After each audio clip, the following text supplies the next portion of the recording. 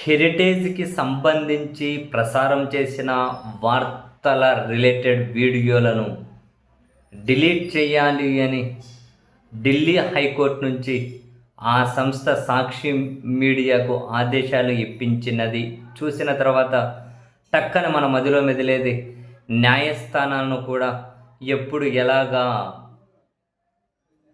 Execute చేసుకోవాలో, న్యాయస్థానాలను కూడా ఎప్పుడు ఏ విధంగా వాడుకోవాలన్నది కూడా తెలిసి ఉండాలి అనుకుంటా. అందరికీ బహుశా న్యాయస్థానాలను ఎప్పుడు ఎక్కడ కరెక్ట్గా వాడుకోవాలన్నది బహుశా తెలిసి ఉండకపోవచ్చు. అది కూడా బహుశా ఏమంటారు, దానికి కూడా కావాల్సిన తెలివితేటలు ఉండాలేమో.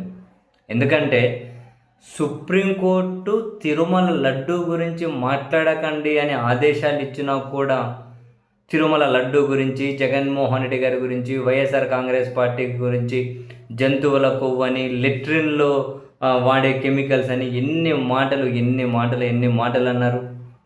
అసలు ఆ మాటలకు అడ్డుకట్టే పడలేకపోయింది. ఆ మాటలు మాట్లాడే వాళ్ళు డిఫెన్స్లో పడేంత వరకు కూడా వాళ్ళు డిఫెన్స్లో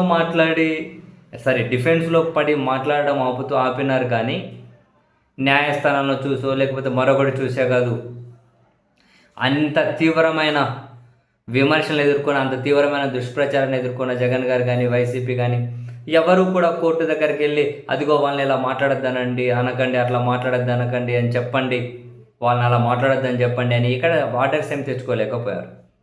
కానీ ఎప్పుడైతే హెరిటేజ్ అనే సంస్థకు మరికొన్ని సంస్థలతో లింకులు ఉన్నాయని, వాళ్ళ మాతృ సంస్థలని ఈ మేరకు వాళ్ళ వెబ్సైట్లోనే ఉన్నాయి అని చెప్పి కొన్ని కథనాలు ప్రసారం కాబడ్డాయో, కొన్ని వార్తలు బయటకు వచ్చాయో, ఏకంగా హెరిటేజ్ సంస్థ కొందరికి లీగల్ నోటీసులు పంపించింది. మరొక పక్క ఢిల్లీ హైకోర్టుకి వెళ్ళింది. సాక్షి మీడియా మీద పరువు నష్టం దావా వేసింది. వాళ్ళకి లీగల్ నోటీసులు ఇప్పించి ఆ వీడియోలు డిలీట్ చేయమని చెప్పారు. అందరికీ న్యాయస్థానాలను ఎప్పుడు ఏ విధంగా యూజ్ చేయాలి అన్నది తెలిసి ఉండాలి కదా. న్యాయస్థానానికి ఎప్పుడు వెళ్తే ఎలాంటి ప్రయోజనం కలుగుతుంది అని. అలా రాగానే ఇలా ఆర్డర్స్ వచ్చేసి. కానీ ఇన్ని నెలల నుంచి వైఎస్ఆర్ కాంగ్రెస్ పార్టీ, జగన్మోహన్ రెడ్డి గారు ఎన్ని మాటలు అనిపించుకున్నారు తిరుమల లడ్డూ చుట్టూ. అసలు తిరుమల లడ్డు చుట్టూ ఎన్ని మాటలు అన్నారు. ప్రభుత్వంలో ఉన్నవాళ్ళే, సుప్రీంకోర్టే చెప్పింది బాధ్యత గల స్థానాల నుండి ఎలా అట్లా మాట్లాడతారో అట్లా మాట్లాడకండి అని. ఆయన ఆపలే. మొన్న కూడా చూసాం కదండి బాబు, లిట్రిన్లు క్లీన్ చేసే కెమికల్స్ అని అన్నారు కదా తిరుమల లడ్డూలు అని. చివరికి వాళ్ళు డిఫెన్స్లో పడేసరికి మాట్లాడడం ఆపారు. కానీ వాళ్ళని మాట్లాడడం ఆపమని చెప్పి ఎవరితోనూ చెప్పించలేకపోయారు. సీన్ కట్ చేస్తే ఇప్పుడు చూడండి. అదే అంటాను, బహుశా న్యాయస్థానాలను కూడా కరెక్ట్గా వాడడం తెలిసి ఉండాలి ఎవరికైనా కూడా. ఇట్స్ అన్ ఆర్ట్, నేర్చుకోవాలి, వాస్తవానికి నేర్చుకోవాలి. బహుశా అది అందరికీ, అంటే నేర్చుకుంటే అందరికీ అందే విద్యనో కాదో కూడా నాకైతే తెలియదు.